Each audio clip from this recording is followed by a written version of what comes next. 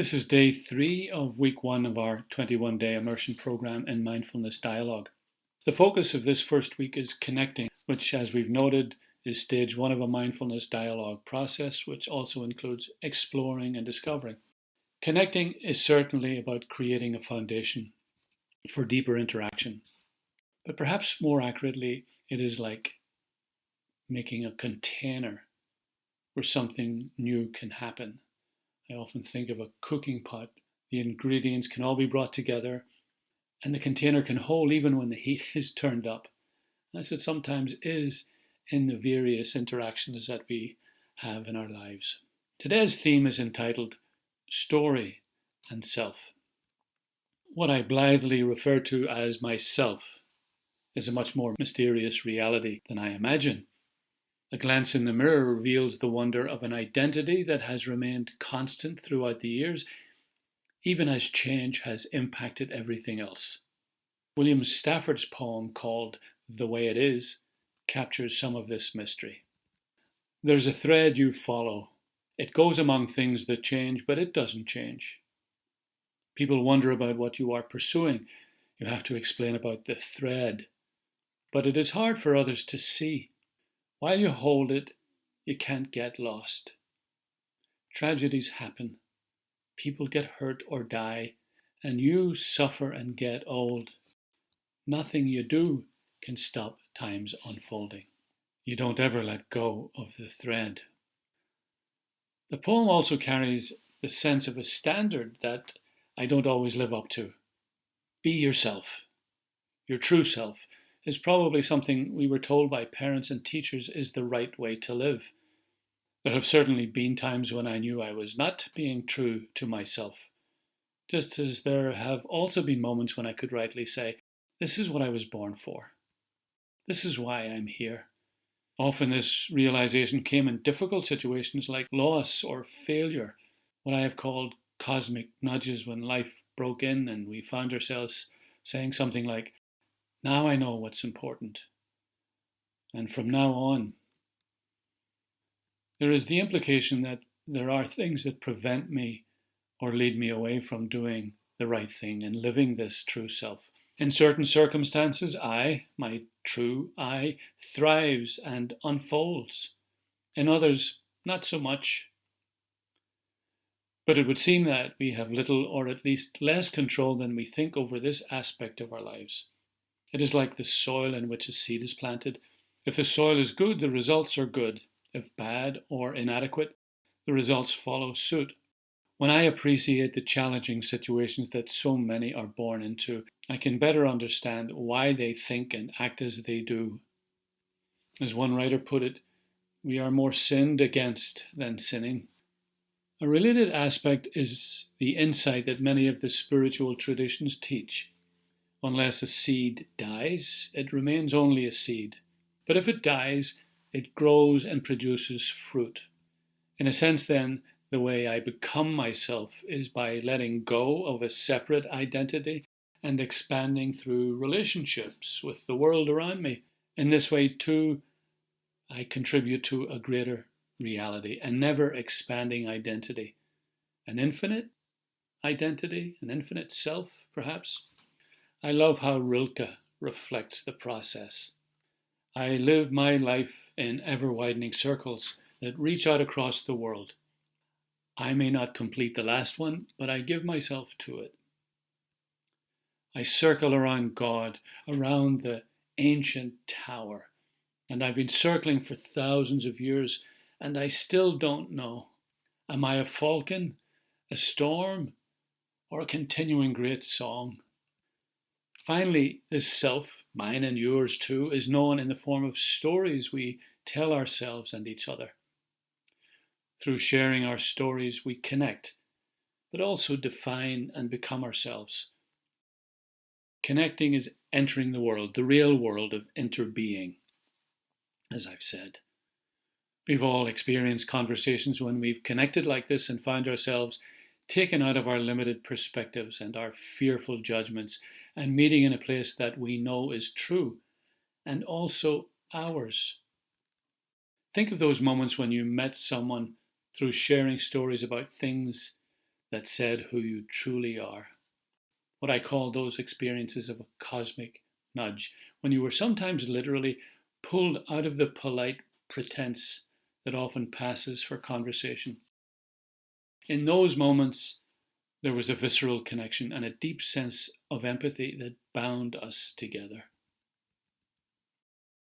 Most of us have had the experience of falling in love, falling out of our self-protecting biases and out of the fear-generating assumptions that generally shape our interactions, and falling into a place where, for a while, we do not know ourselves. Have you ever wondered how it is that someone who just a short time before you would hardly have noticed in a crowd, but who is now the center of your life? What has happened? Now this person, this recent stranger, has become the portal into the vast spaces of the infinite. Now you have connected with this person, certainly, but with something much more. What we have sung about and written about in words like, "This thing is bigger than both of us." And of course, William Stafford has a little insight on the topic. This is a piece of a longer poem. If you don't know the kind of person I am, and I don't know the kind of person you are, a pattern that others made may prevail in the world, and following the wrong God home, we may miss our star.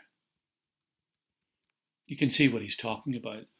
I grew up in a world in Belfast in the north of Ireland where patterns that others made kept us apart.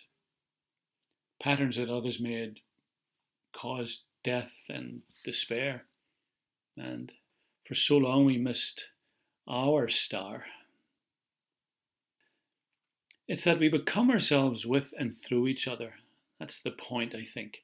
Our stories are the key to a vaster world that we have always shared but forgotten, or rather been told did not exist. For our stories allow us to break out of the patterns that others have made, the prejudices, the assumptions, and the constructs they have created to keep us apart. So it would appear that real life is about constantly falling in love. We knew that once when we were children, and everything we encountered was fascinating.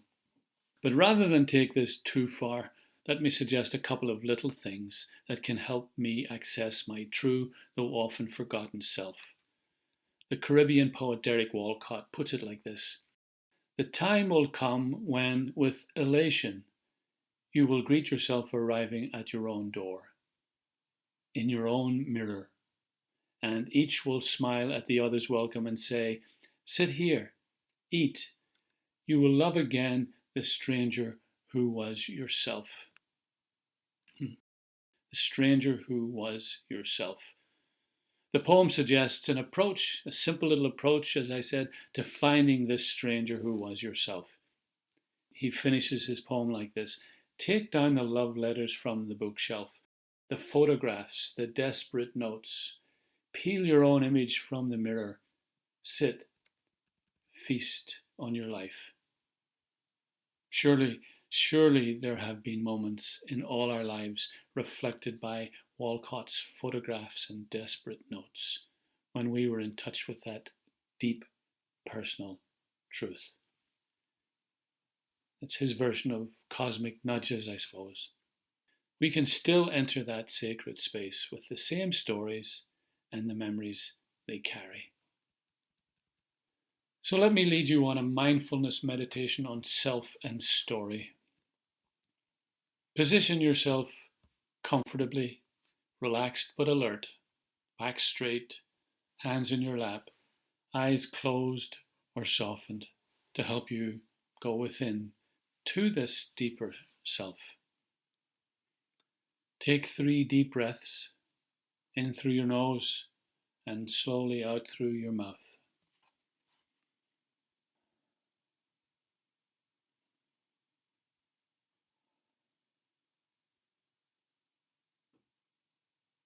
And breathe normally, simply noticing your breath. Try to let go of all thoughts by paying attention to your breath as you breathe in and out deliberately.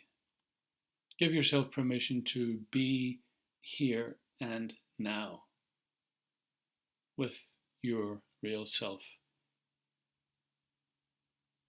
In your mind, softly say the theme of today, story and self. And repeat this 3 times like a mantra.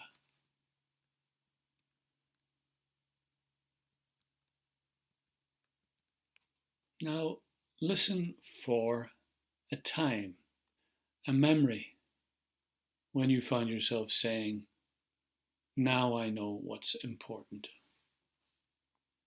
As we noted earlier, often this was a moment when life broke in and brought you to your knees before the God of your own truth, your own true self. A time of loss or pain or despair that was also perhaps a time of revelation. See and feel that moment for a while. I will mind the time for you.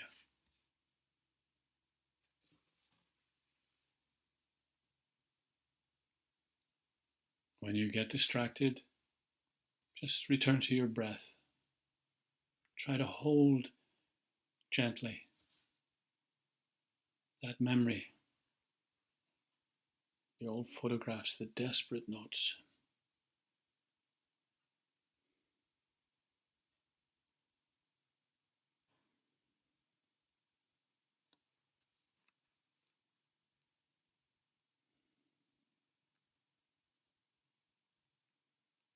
Feel how true this was, how this true self emerged. And when you are ready, return to your body and where you are. Feel where you are now. Listen to the voice of your true self and what it says to you. Feel perhaps the relief it brings, the gratitude. So let me try to bring these thoughts and images together with a few suggestions on how we might weave them into the day ahead. First, you might allow this story that you just surfaced or memory to come up again during the day to remind you of your true self. 2, you could share a story about such a moment with someone. Try to explain about the thread. It probably will elicit something similar in them. That in itself would be a fascinating experience. You could also decide to do something that will encourage that shy, forgotten self to emerge. The old photographs, the desperate notes. Call an old friend. Finally, try to remember that the people you encounter today also are this amazing self, though usually they too no longer realize this. And don't forget to capture anything you notice today in your 5-minute journaling at the end of the day. Let me offer a final comment.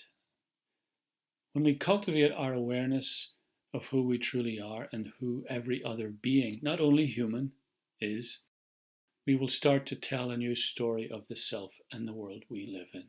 Only then will we create a culture that reflects this truth. I'll come back to this new story later, but for now, we can say that connecting has many levels.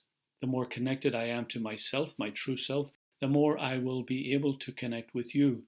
And in that connection, I will come to experience the essential reality of interbeing. I believe that this is the only foundation for the transformation we all know is needed today. So may you experience a deeper connection today with everything you encounter. Banacht Aran La Shaw. Blessings on this day.